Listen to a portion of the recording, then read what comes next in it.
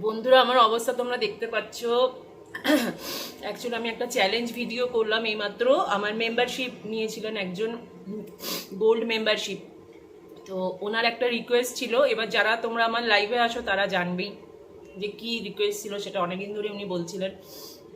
তো সেই রিকোয়েস্টটা রাখলাম এবং রেখে আমি খুবই অসুস্থ হয়ে পড়েছি। আমার ভমিটিং হয়েছে, আমার চোখ দিয়ে জল বেরোচ্ছে দেখতে পাচ্ছ, কিন্তু কিছু করার নেই।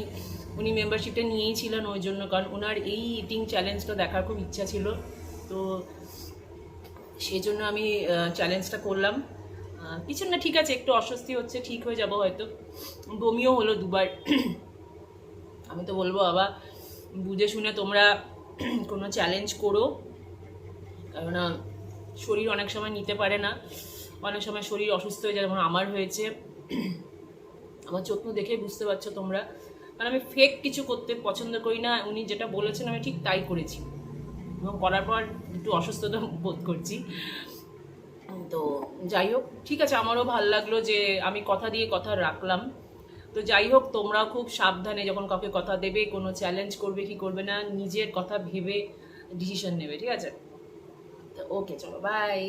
আর হ্যাঁ বন্ধুরা, তোমরা কিন্তু অবশ্যই আমাকে সাপোর্ট করো, মেম্বারশিপ নিও, আর আমাকে সাপোর্ট করো, আর আমার ইউটিউব চ্যানেলটা সাবস্ক্রাইব করে দিও। চলো বাই, টাটা।